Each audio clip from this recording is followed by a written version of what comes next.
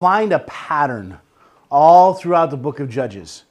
And it's very cyclical in the way that it's built, in the way that it's constructed. And we're going to see that as we go through the book. So we're going to talk about the Judges cycle. We're going to define what a judge is. And then we're going to look at the judge's period of time so we understand kind of where we are in the narrative of Scripture. Does that make sense? So we might not really get into the book as much today as we will later. But we need to kind of have this framework as we come into the book. The Judges cycle is very easy to understand. It's very very cyclical, and we'll be able to kind of pinpoint where we are in a cycle throughout the story, throughout the accounts, every time it resets, okay? So it starts like this. Israel,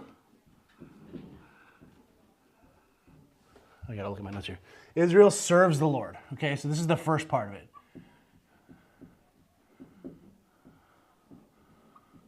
Okay, so they serve the Lord. And that's usually at the high point, okay? During the reign of the judge, right? That's when they're serving the Lord, okay? The next thing that happens is the judge dies, okay?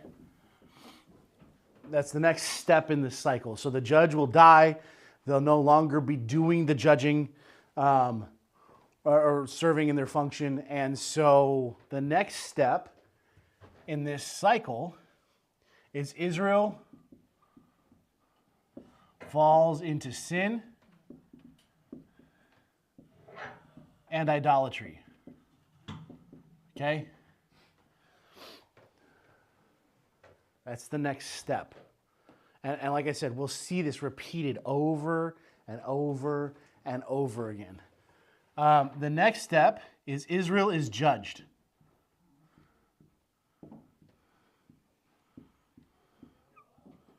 So Israel gets some sort of judgment, and that judgment looks different depending on who God is using to judge Israel at the time. But Israel is judged. Okay? By God, right. Actually, so just to avoid confusion, I'll make that a lowercase j. Israel is judged by God. So because of their sin, because of their idolatry, God judges Israel. And it's in that judgment that something begins to happen, okay? Israel begins to cry out, all right, because of the oppression that they're suffering, all right? Israel cries out to the Lord. And what do you think the Lord does? So we're kind of halfway through it. God raises up a judge.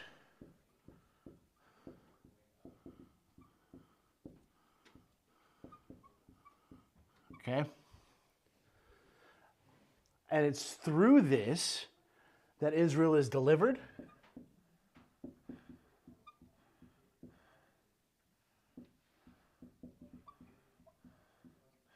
And the judge rules. Okay? Which, that's the cycle, all right? And we'll see this played out over and over and over again. And the key phrase that we're going to come across a lot is this phrase right here. Again, Israel did evil in the eyes of the Lord, or in the sight of the Lord. This is the phrase. We're going to see it all over the place in this book. All right? So this happens here. Okay? So Israel serves the Lord under the rulership of the judge. The first judge is whom? No. Samuel is the last of the judges and the first of the prophets. Joshua is the first judge. Okay? So Joshua brings the people into Israel, and he is the one who starts the conquest of the Holy Land, right, of the Promised Land. He doesn't conquer it all the way, and eventually he dies. And Israel serves the Lord for a time after he dies. But then, after he dies, Israel falls into sin and idolatry. We'll see in chapter 2 that Israel is judged. Israel cries out to the Lord later. God raises the judge. Israel's then delivered. The judge rules. Israel serves the Lord. The judge dies. And then again, Israel did evil in the eyes of the Lord. Okay? That's how this is it's gonna work just like this every time. Okay? And we'll be able to tell where we are in the narrative. Because Judges is a book, it's not like one long story about, or it's not one long account like the Gospels are of Jesus' life. Okay? It's more like Kings and Chronicles, where there are accounts of a specific judge. And that account might last 3 or 4 chapters, depending on what they did. But they're like little vignettes of Israel's history, like little snapshots. But it always starts with Israel falls into sin and idolatry. Okay? And it'll always end with Israel serves the Lord. But it'll keep spiraling. It gets worse and worse and worse and worse. Okay? Until finally Samuel shows up on the scene. And Samuel then becomes, like I said, the last of the judges and the first of the prophets. Anyway, any questions on the cycle? Okay. They don't. They do not. So, anyway, does anybody want to take a picture of that before I erase it? I know I'm kind of... Roger would, but he's not here. He's in the office. Okay, well, you've got notes. You're good. I've got notes. Yeah, all right. So that's the cycle. All right, that's going to be really, like I said, it's going to be really important that we understand that cycle before we dive in, because it's really part of the narrative. So then we have to define what is a judge. Remove our modern understanding of what a judge is. In the Old Testament, what is a judge? Do you know? Huh? Okay, judge, yeah, there's one definition. So a judge in the Old Testament is a ruler. Yes, absolutely. Huh? Or a leader. Yeah, leader. So more specifically, so yeah, a judge is a ruler. But he said at the gates of the town? No, those are Those are called what? that's the city. That's the council. Oh, the council. Yeah. So 2, he's a military leader. Okay.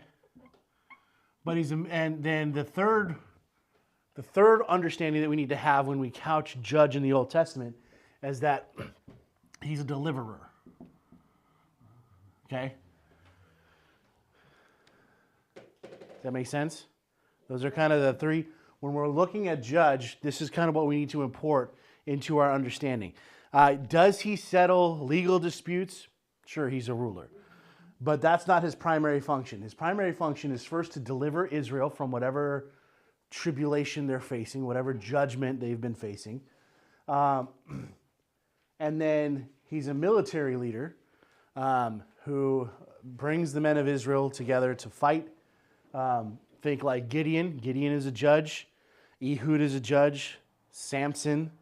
Okay. Samson is an army all unto himself. Okay. All right, but there are others. Ehud is not really a military leader per se. He's more of an assassin. All right, so we've got all of these different ways that we can couch this, but these are the 3. When we hear this word, these are the 3 ideas that we need to associate with the word judge. Okay, does that make sense? All right. Any questions there? Good. All right. Now, here we're going to talk about the Judges period. All right. So, Judges spans a time period from the death of Joshua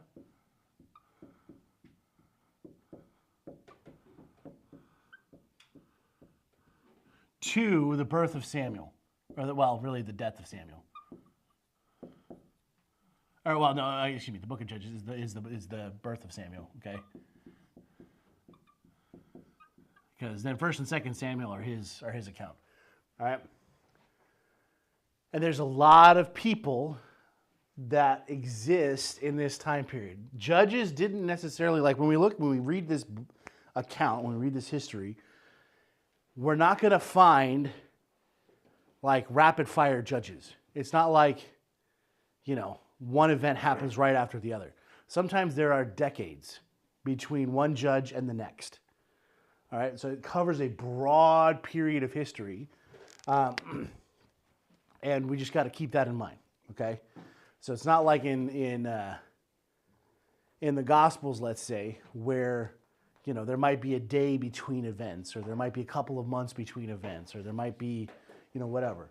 Or the kings where one king follows. Or where one king follows directly the next king. That's not how this works. Because of the cyclical nature of how judges are appointed, the judge will rule for a number of years and then die, and then it might take another couple of decade or two for Israel to get to the point where God has had enough and sends judgment. Okay, and that judgment is going to last for a number of years before Israel gets to the point where it cries out for another judge. Does that make sense? Yep. Okay. So it covers a huge period of time.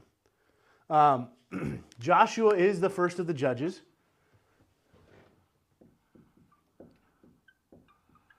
And so Joshua can really kind of be seen as a companion book to the book of Judges because it details the exploits of Joshua, who is the first judge, who is the first ruler of Israel after Moses.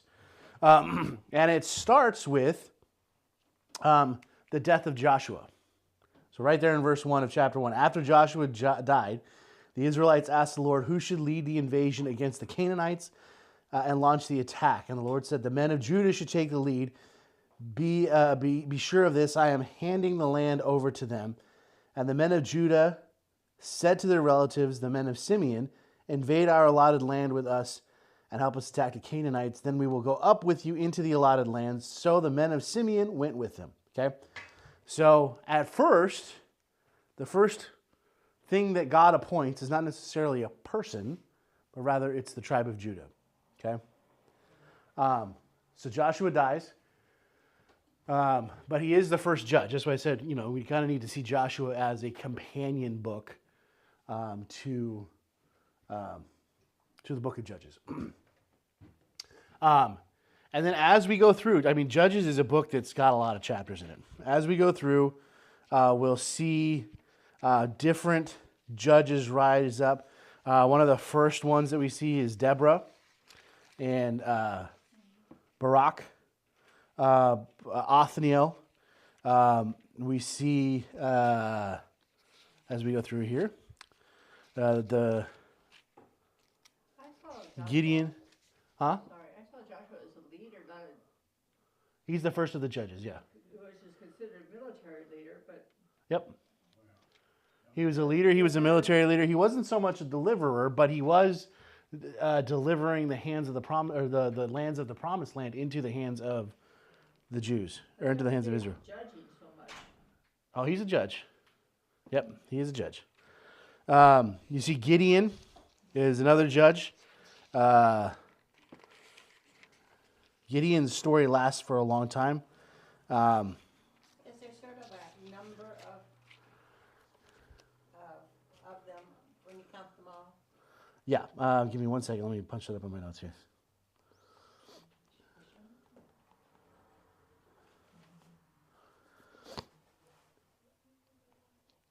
Okay, so in chronological order, this is how they go. So ignoring Joshua and just talking about the judges in the book of Judges. All right, we have Othniel.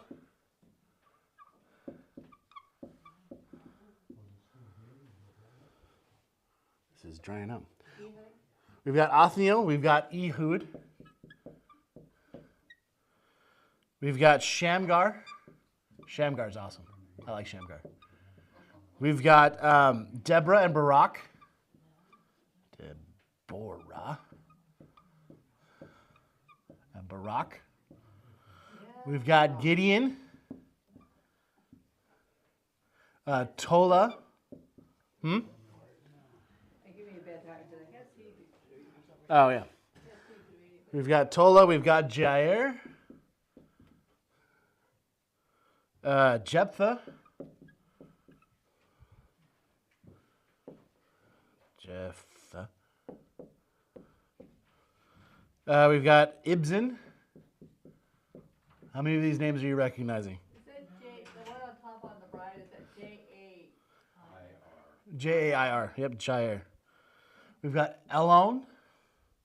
We've got Abdon.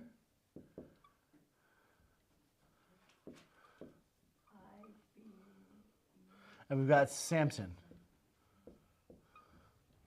And then, of course, like I said, Samuel will then be the last of the. But these are just kind of like, so then you've got Samuel down here. So, like that.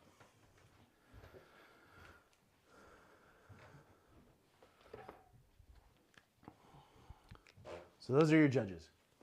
And again, it represents a long period of time. Some of these judges did a lot. Okay, and their account is fairly sizable. I'm thinking Gideon he's got quite a chunk. Ehud's got an okay chunk. It's not really that big, but it is bigger than some. Shamgar's is really tiny.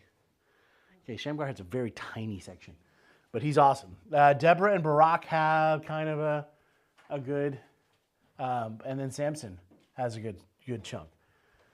The rest of these are kind of interspersed. We get a lot of detail about what they did in some instances. Gideon has a bunch of different accounts of things that he did, like, the defeating the Philistines and all those kind of things. That's Gideon. Samson has a sizable chunk of all the things that he did. But you've got like Shamgar. He killed a bunch of people with an ox goad, and that's really all we know about Shamgar. Okay, but apparently that he delivered the people and ruled well. So, yeah, some of these names might be less familiar, like Tola, or Jair, or Ibzan, or Elon, or Abdon. We don't really, you couldn't tell me who those guys are because we don't really talk about them. In the book of Judges, we really like to talk about Gideon. We really like to talk about Samson. We really like to talk about Deborah and Barak. Othniel, every once in a while. Ehud, you'll hear a lot about because he's the left-handed man, right? And his story is pretty cool because he's an assassin. So we'll talk a lot about them. By the time we're done with this, you'll know all these guys, you'll know all their stories, all their accounts, because of just how impactful they are. But like I said, it covers a huge swath of time period. So you've got the book of Joshua up here, which covers a pretty good chunk of time, right? And then you've got the books of Samuel after that. What kind of time frame are we talking about? As far as how long from beginning to end? Yeah, years. In years. Let me search. I gotta use the search function on my notes here. I do have answers to that.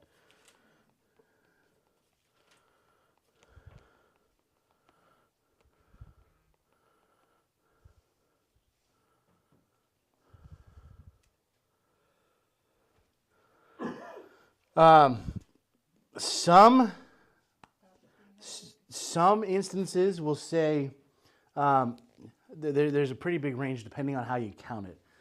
Some of the more some scholars will say about 410 years worth of time. Some scholars will say 589 years, again depending on how you count it. Some will even say that instead of giving years, they'll give dates like 318 BC or 382 BC to 1063, or they'll say starting in 1510 BC or earlier. But really, I think 589 years is probably, that's how I would count it. But yeah. So from the time Joshua dies until the time Samuel is born, about almost 590 years. So the way that we get there, to the 410 years of the book of Judges, one must add 75 years for the period between Exodus between Exodus and the oppression of Israel by King Shushanratham, plus the period of Samuel and the 4th year of Solomon's reign. So that's 589 years. Yeah, because some of these judges, like I said, there's a pretty big gap. But that's generally how you get to the 589. If you just read the book of Judges by itself without factoring in those other time period, the book of Judges itself is that 410 years. But you got to factor in Samuel, and you got to factor in some other oppressions to give you the total time period it covers.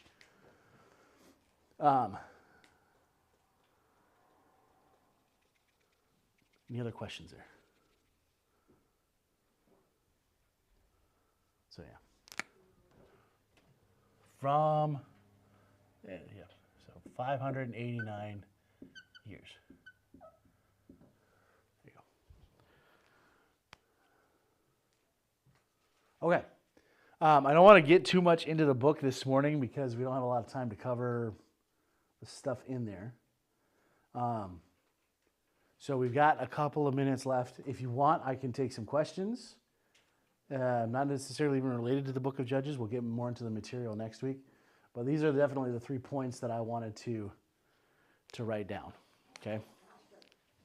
Yeah. I just want to say, Lord, I know how it was 18 or 20 years ago, we drove to Branson, Missouri. Uh-huh. We had all those events, but we weren't in summertime, so there wasn't a whole lot of shows going on.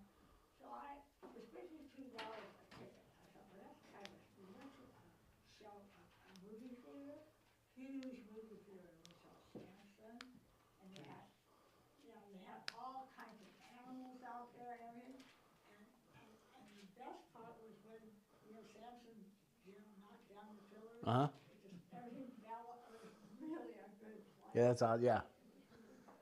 Yeah, Branson's cool. I like Branson. We used to go there quite a bit when I was a kid. But yeah, if there are no other questions, that's what I'll cover. We'll talk about the author next week and who we think that is before we dive in. Just a real quick question. What's the background of the word apostasy? Apostasy, okay.